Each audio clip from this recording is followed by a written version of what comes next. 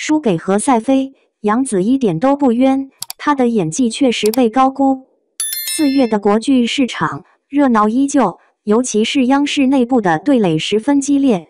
央一的《城中之城》收视屡破新高，以金融题材为例，探讨职场内的黑幕与人性善恶，收获了不错的口碑反响。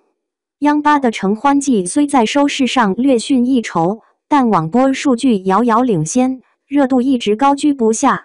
太悬浮了，全靠老牌演员硬撑。为什么老艺术家们要接这种狗血的角色？年轻演员的状态跟不上，有夸戏骨演技好的，有吐槽剧情差的，总之两极分化严重。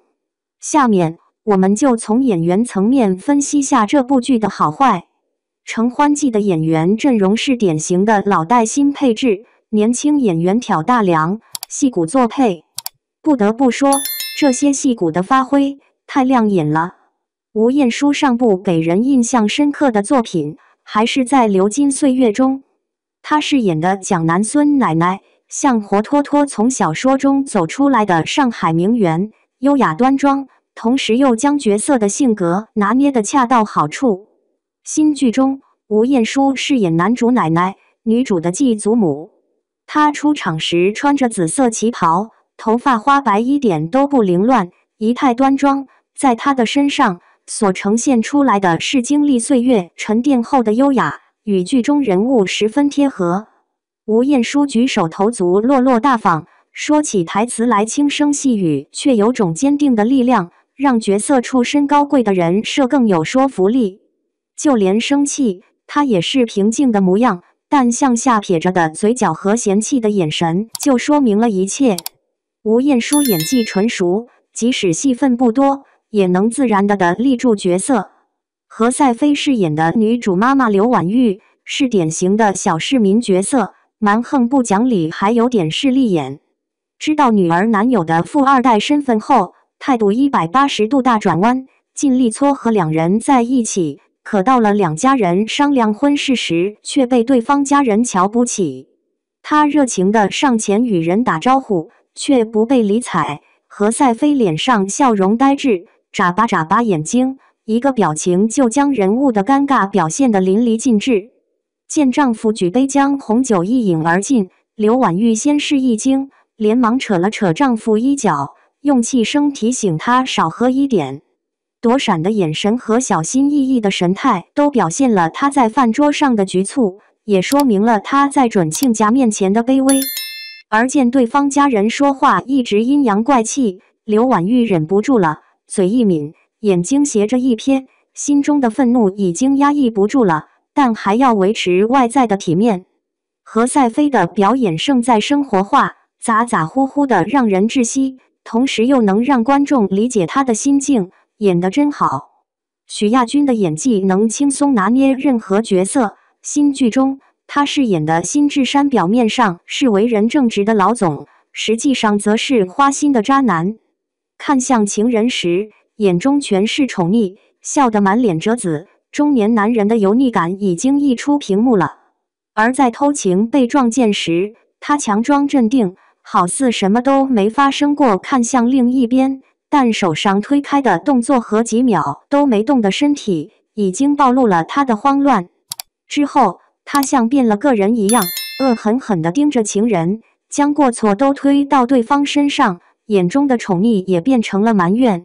角色虚伪又自私的一面被许亚军精准把控，让角色更加丰满。许亚军的演技绝对称得上高水准。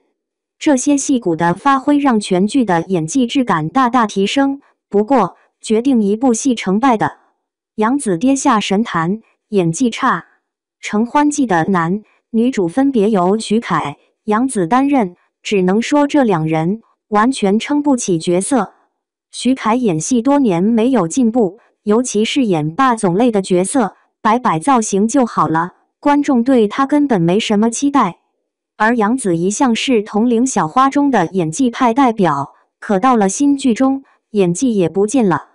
就拿这场饭桌戏来说，杨紫饰演的麦承欢和男友准备结婚，两家人聚在一块商量各种事宜，结果对方家人根本瞧不起自己，话里话外各种言语羞辱，连带着父母都遭受白眼。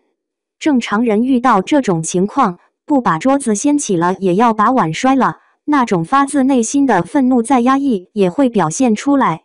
可杨子坐在一旁，像玩剧本杀一样，看着妈妈吵架，就像看 NPC 演戏呢，龇牙咧下嘴，眼睛直勾勾地盯着，不知道在想什么。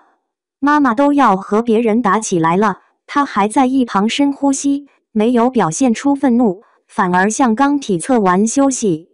杨紫演的也太敷衍了吧，再看看何赛飞张牙舞爪的样子，两人演的都不是一场戏。其实童星出身的杨紫演技并不差，在《战长沙欢乐颂》中的表现非常亮眼，靠演技俘获了一大批观众，几乎每年都能拿出一部爆款。可近几年的她，作品质量直线下滑。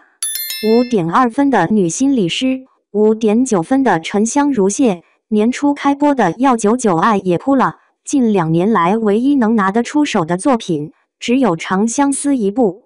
烂剧演多了，演技自然而然就退步了。这次到了《承欢记》中，杨紫直接跌下神坛，演技全程被戏骨吊打。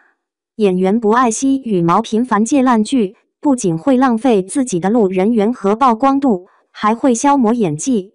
一个演员的演技没了，流量再大，也不会是好的演员。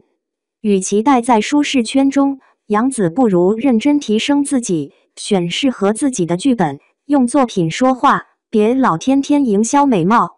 而且对杨紫现在的年龄来说，已经不适合古偶剧和偶像剧了，想把演员的路走宽走远，是时候考虑转型了。